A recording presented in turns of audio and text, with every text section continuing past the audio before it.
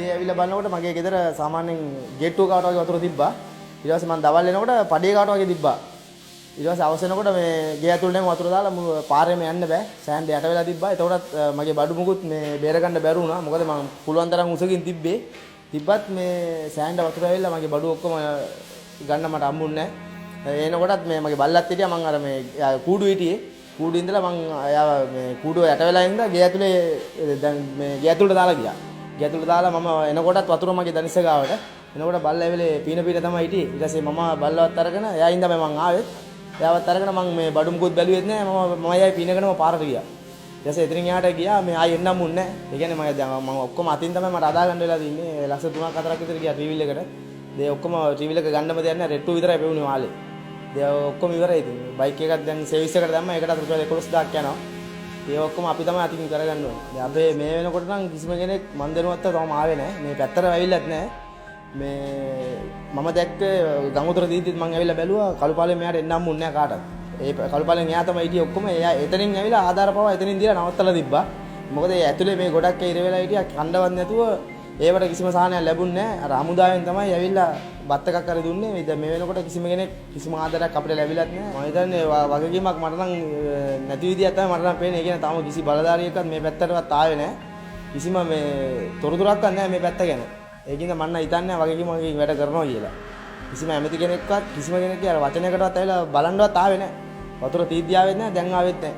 මොකද මේකට තමයි ගොඩක් මලාබාන් වෙලා තින්නේ. මේ ගෙවල් අපේ ගෙවල් ඔක්කොම විනාශයි, ගන්න දෙයක් නැහැ. අර වචනයකවත් උදව්වක් නැහැ කිසිම කෙනෙක් නේ.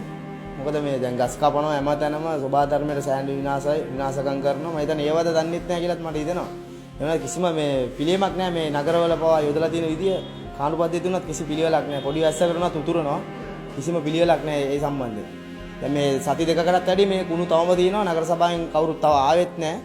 තවම මේ කුණු ටික තියෙනවා ඉතින්. ගෙවල් ඇතුළෙම තියෙනවා අපිට දාන්න දැනකුත් නැහැ. ගේ කොහෙටවත් ගිහිල්ලා. ඉතින් නගරාධිපතිවත් නැහැ කවුරුත් නැහැ මේ තවම ඉන්නවා.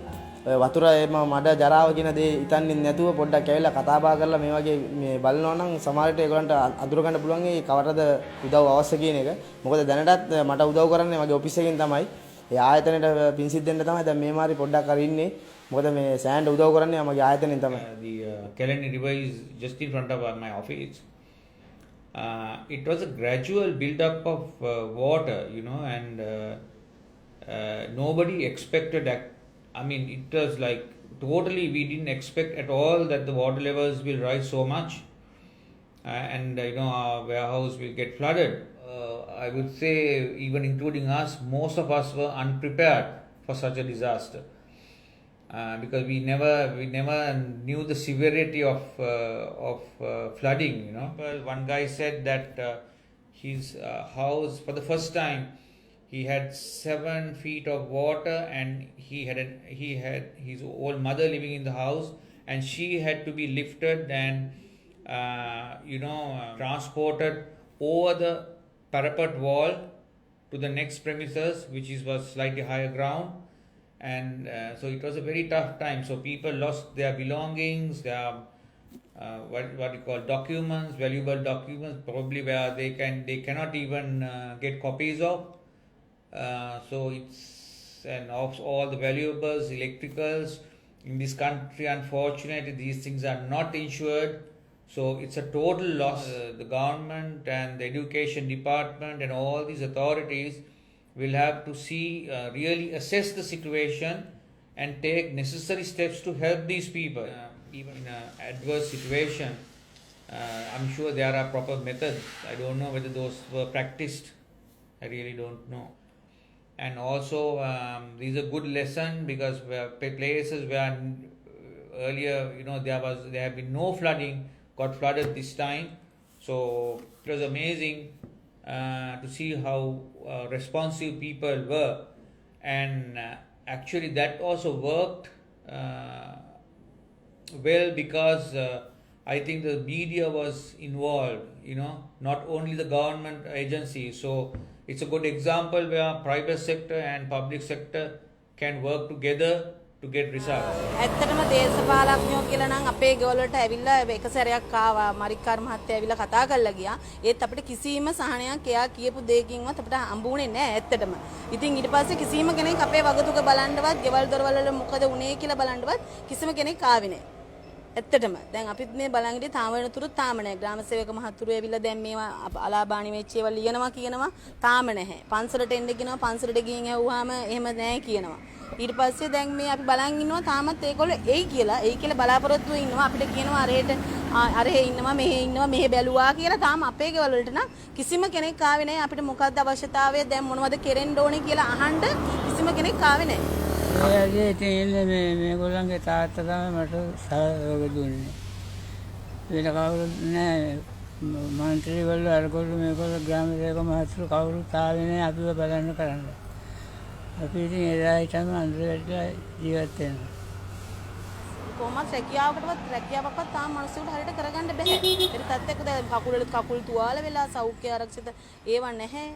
ගොඩාක් දුරට අපි ගොඩාක් අසරණ වෙලා තියෙන්නේ ගොඩක් මේ ගම් වතුර නිසා. මේ 89 වතුරේදී අපි මතක හැටියට මෙච්චර මෙහෙම තිබුණේ නැහැ වතුර ඉක්මනට බැහැලා ගියා.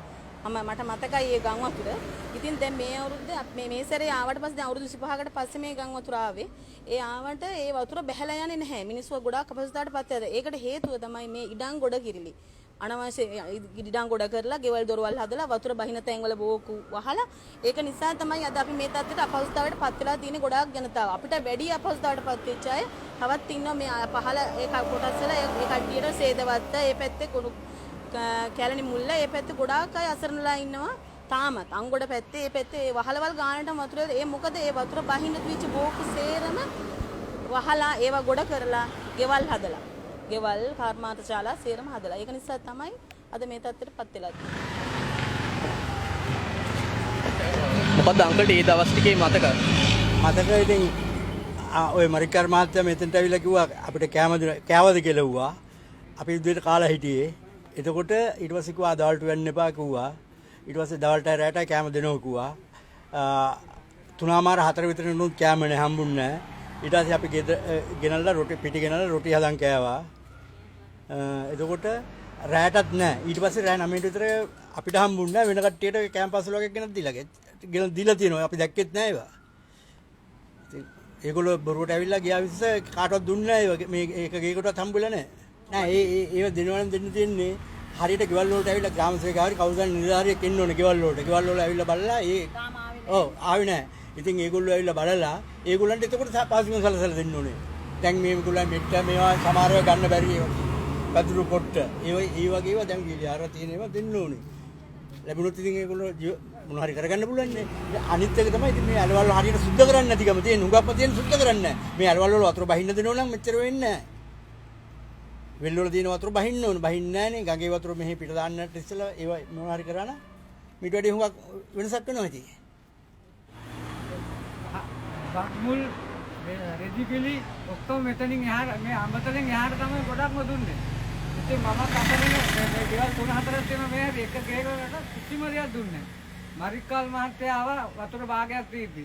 ඇවිල්ලා කිව්වා අරක දෙන්න මේක දෙන්න ගෙවල් යට වෙනවා කියලා. තාවෙන්තුරු ඊට පස්සේ ආවේ නැහැ. කෑම පාසල් දෙන්න කෑවද කියලා ඇහුවා. අපි කිව්වා අපිට කන්න ඕනේ නැහැ කියලා. මම මේ ගෙදරට එක්කන් ගියා අතින් අල්ලගෙන. මරික්කාල් එයාවයි ඉන්දික කුරු පාරිචේ දෙන්න ඕනේ. ඒක මම කියන්න බයක් නැහැ. මොකද එයාට සෑහෙන වැඩක් වෙනවා. ඡන්ද කාලා පෝස්ටර් ගහලා නෑ කියන්න බෑ. ඒ වගේ අපිට එහෙම කරන එක හරි නෑ. ඒ ගේ සම්පූර්ණ පිටි පුපුරලා ඉන්න තරන්න මෙත් ඔක්කොම තෙවිලා අඳන් තෙවිලා මඩ තිබුණ අල්මාරි වල කැබිනට් වල සේරම මඩ මේ දැනට මේ හොදලා ඔය තියලා තින්නේ. මේවා පුපුරලා තිබුණේ නෑ. කුස්සිය බහලා තියෙන නිසා. අපි දැන් මාස 5ක් තිස්සේ අපිට රස්නේ තිබුණා හොඳට. හරිද ඉන්දියාවේ සෙල්සියස් අංශක 54 දක්වත් වැඩි වුණානේ. ඒ මිනිත්තුට වතුර බැහැලා ඉන්නත් බෑ ප්‍රශ්නේ. ශ්‍රී ලංකාවේ ඒ මේක තිබුණා. එතකොට මේ උෂ්ණත්වය වැඩි වෙනකොට මේ පොළවේ තියෙන තෙත උඩට යනවා. උඩට ගියාම උඩ එතකොට සම්පූර්ණ දැන් අපි වැහිලා තියෙන්නේ මේ වතුර තට්ටුවක් තමයි උඩ තියෙන්නේ. මාස 5ක් තිස්සේ තුනේ ඒකනේ. ඉතින් ආණ්ඩුව දැනගන්න ඕන එහෙම තියෙනකොට ඒකේ ප්‍රතික්‍රියාව සිද්ධ වෙනවයි කියලා නේ. ජනතාව දැනුවත් කරන්න ඕන. ඒකනේ කරන්න ඕනේ පළවෙනි දේ. ඒක තියෙනකොට බැරිලා හීතල වෙච්ච ගමන් මේ වැස්ස කඩාගෙන වැටෙනවා. වැටලා ගම් වතුරට දැන් මේ ඒක තමයි මේ සිද්ධ වෙන්නේ නේද? මම දන්නේ මගේ දන්න තරුණේ මං කියන්නේ. ඒ දේ සිද්ධ වෙන්නේ ආණ්ඩුවට තිබුණා ජනතාව දැනුවත් කරා. ඒකට අවශ්‍ය කරන දේවල් කරන්න නේ. මූලික දේ මේ වැඩි කොටස දන්නේ නැහැ. ඒක නේ. ඒක තමයි වෙන්න ඕනේ. විනෝ තත්ත්වයක් තිබුණානේ. නේ. විනෝ තත්ත්වයක් මේ තිබුණා. දැනටත් ඔය එක එක ඉඟි කරනවා මේම තව වර්ෂාව වෙනවා තව ඊට වැඩි අඩි දෙකක් උඩින් වැඩි වෙනවා කියලා. ඒකත් හරි විදියට මිනිස්සු දැනුවත් කරලා නැහැ නේ. ඒකයි ඉතින් මේක මූලික දේ ආණ්ඩුව මේ මිනිස්සුන්ගෙන් අහන්න ඕනේ මොකද්ද කරන්න ක්‍රියාමාර්ග මොකද්ද අපි කරන්න ඕනේ. ඒ දේ දැන් සුනාමිය වුණා වගේ තමයි නේ. මේ වගේ අපිට ඒවට අවශ්‍ය උපකරණ තිබුණේ නැහැ. සුනාමිය එන්න මූලික හේතුව ඒකනේ නේද? දැන් ඔය මධ්‍යස්ථාන දාලා තියෙන සමහරකව අක්‍රියයි. ඒකයි. ඉතින් මූලික දේ ඒකයි. මේවා ප්‍රශ්නේ වැඩි වෙනකොට මේ මොකද ඒ රස්නේ වැඩි වෙන්නේ එහෙම මාස 5ක් තිබුණානේ. මේකට පාරේ බෑලා යන්න බෑනේ. උදේ පාන්දර 4 මාර්ට විතර වතුර පොඩ ආවා. ඊට පස්සේ එමෙ නැගලා උඩටම ගියා. අඩි 6 මාර්ට විතර ගියා. අපේ බඩු ගොඩක් විතර යටත් වුණා. අපි අසමත් වෙලා තියෙන දැන්. අපිට මේ සාහන කණ්ඩායම රමණ මොනවත් නැහැ මේ පැත්තට තාම. කේමත් හරියට ලැබෙන්නේ නැහැ. අපි ඔය බොහොම අසමත් වෙලා ඉන්නේ. කවුරු හරි අපිට පිට වෙනවා නම් අපි බොහොම අපි බිස්නස් එක දිගටම කරගෙන යන්න සාමාන්‍යයෙන් අපිට මොනවාරි මුදල් ඕනේ දැන් මුදල් වලින්. ඒවා ලැබුවා නම් අපි බොහොම හොඳයි. ඒත් තාම කොහෙවත් අපිට ලැබලා නැහැ. අපිත් පොඩ්ඩක් බලාගෙන ඉන්නේ කවුරු එවිල්ලා අපිට පිට වෙයි කියලා. ඔව්. අපි නම් හිතන්නේ අර ඒක තමයි කාණු පද්ධතිය හරියට හදන්න ඕනේ.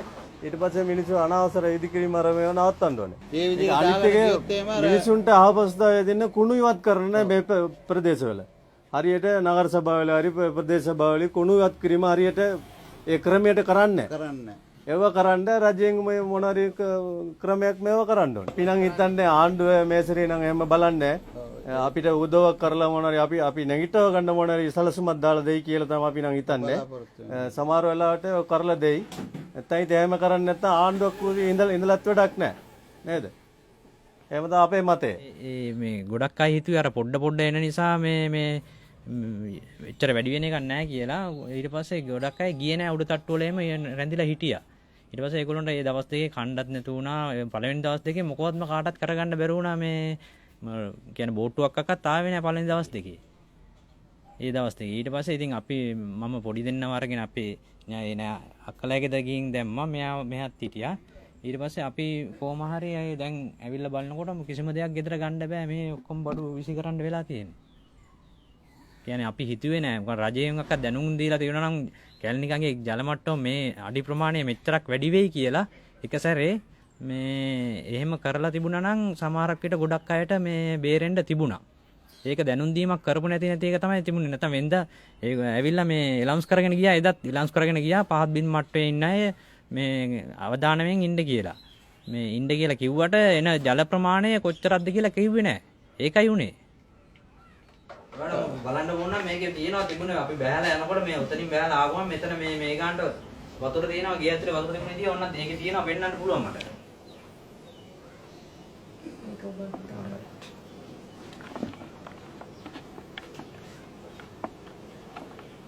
ඉතින් ඔය අඩි 3ක් විතර බෑලා ගිහිල්ලා ඔය.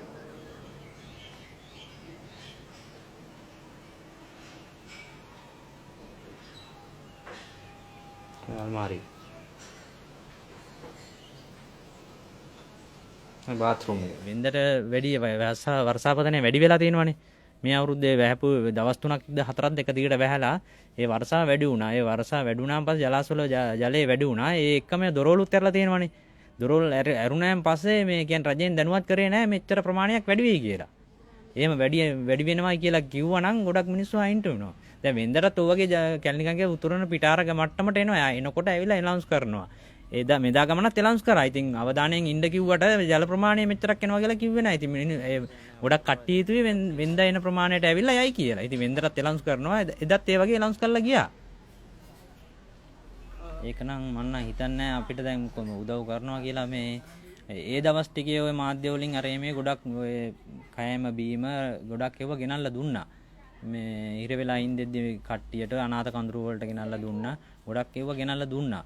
ඒ වුණාට දැන් ඊට පස්සේ දැන් තමයි ගොඩක් අමාරු වෙව තියෙන්නේ අපිට. කියන්නේ ගෙවල් දොරවල් ආය හදාගන්නවා මේ ළමයිගේ ඉස්කෝල ඒවා දැන් ගෙදර ඉලෙක්ට්‍රික් බඩු කිසිම දෙයක් ගන්න නැහැ. දැන් මමත් මේ එදා ඉඳලා තාම වැඩට යන්න හම්බුන්නේ නැහැ. තාම ආස් කරනවා.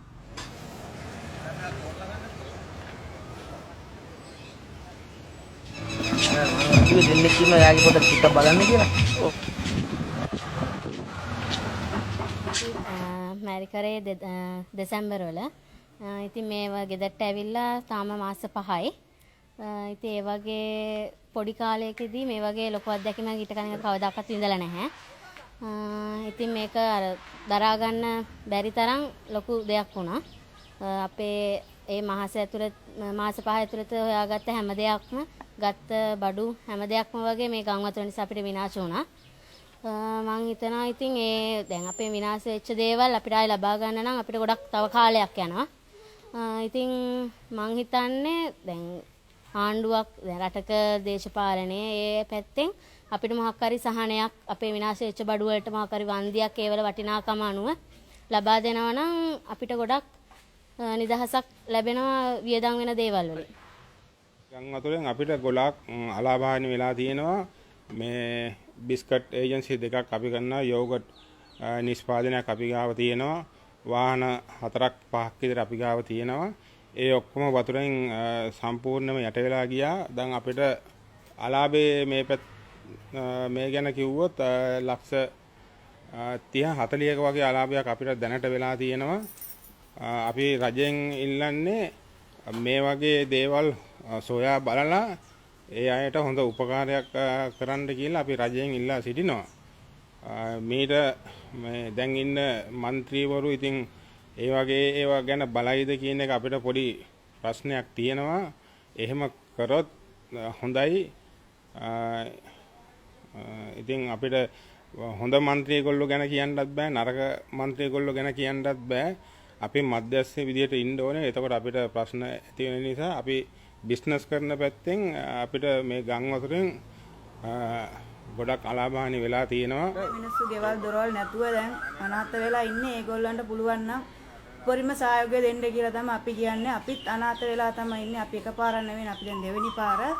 පුළුවන් සහයෝගයක් දෙන්න කියලා තමයි අපි නම් කියන්නේ. අපි නේ එකපාරක් නිකන් අනාථ වුණා. ඒක අපි ඒකත් කාගෙන්වත් ඉල්ලන්න ගියේ නෑ. ඒක ඉතින් කරන්න දෙයක් නෑ. මේක නම් ඉතින් මුළු රටටම වෙච්ච දෙයක්.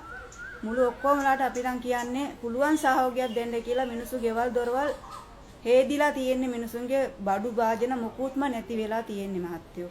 කවුරු හරි කමන්නේ පීට වෙන්න කියලා තමයි මුළු ගමටම හරි අපි නම් කියන්නේ. එක්කෙනෙක් ගැන නම් බලන්න එපා. දෙන දේ හැමෝටම බෙදා හරින්න හැම විදියටම දෙන්න කියලා තමයි කියන්නේ. මේ බෙදනේවත් පංගුව මිනිස්සු අටිමඩි ගහ ගන්නවා. ඒක හරි අසාධාරණයි. දෙනවා නම් හැමෝටම එක විදියට දෙන්න කට්ටිය ඇවිල්ලා ඒගොල්ලන් ගෙවල් වලට දෙනවා නම් තමයි හොඳ කියලා මම නම් කියන්නේ මහත්තයෝ. කිසිම දැනුවත් කිරීමක් අපිට කිසිම මේ වෙනතෙක් කිසිම දැනුවත් කිරීමක් කරලත් නැහැ. මේ වෙනතෙක් මේ ගමට කිසිම කෙනෙක් ඇවිල්ලා නැත.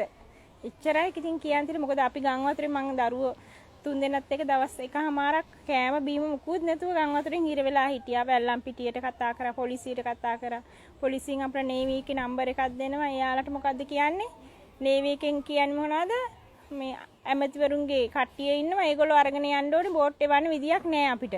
බෝට්ටු 4යි අපිට තියෙන්නේ. බෝට් එවන්න විදියක් නැහැ. දවස් එකමාරක් කෑම නැතුව හිටියා. ළමයි 3 දෙනෙක් එක්ක. මගේ අවදින්න බැරි දරුවෙක් ඉන්නවා කියලා මං කෝල් කරා. මට මේ දරුවව බේර ගන්න ඕනේ එන්න කිය. කිසි කෙනෙක් අපට සහයෝගයක් දුන්නේ නැහැ. අන්තිමට අපේම සහෝදරයෙක් ගිහලා තමයි බෝට් එකක් අරගෙන ආවිලා රෑ 2ට අපි බේරගත්තේ. ඉතින් අපිට තාම කිසිම දෙයක් කිසිම ආණ්ඩුවෙන් කියලා කිසිම ආධාරයක් මේ වෙනතෙක් අපිට ලැබිලා නැහැ. මොකද මනුස්ස කියන්නේ සාමාන්‍ය මිනිස්සෙක්ගෙන් ලැබිච්ච බත්පතක් විතරයි අපිට මේ වෙනතෙක් ලැබිලා තියෙන්නේ. ඒ අරින්නේ කිසිමම දෙයක් ආණ්ඩුවෙන් නම් අපිට කරලා නැත. මේ ග්‍රාමසේකවත් තාම මේ වෙනතෙක් අපේ ගම දැන් වතුරත් බහලා දවස් 4ක් වෙනවා. තාමත් ග්‍රාමසේකවත් ඇවිල්ලා නැහැ. අපි මේ සීළු දේ අස් කරනවා, සීළු දේ කුණු ගොඩට දානවා, මහා පාරට දානවා. තවම මේවට මොනවද වෙලා තියෙන්නේ කියලා කිසිම කෙනෙක් බලන්න ඇවිල්ලා නැහැ. පලාතටම කිසිම දෙයක් නැහැ. කිසිම මිනිස්සුෙකුට මම කියන්නේ හැමෝටම පුළුවන් විදිහක සහනයක් ලබා දෙන්න ජීවත් වෙන්න කියලා. වෙන ඉතිරි වෙච්ච දෙයක් නැහැ මිනිස්සුෙකුට. කිසිම දෙයක් නැහැ. ඔබතුමාට පේනවා ඇති අපෙත් කිසිම මේ කිසිම දෙයක් නැහැනේ අපිට. මේ සියලුම දේ මේ කුණු ගොඩට දාන්න මේ එකතු කරලා තියෙන්නේ. ගේ ඇතුලේ ඉන්න බෑ කුණු ගඳේ. පොඩි කෙනෙක් තියාගන්න බෑ. මේ පොඩි කෑල්ලක් උඩ හදා ගන්න හදන්නේ පොඩි අයගෙනත් තියාගන්න.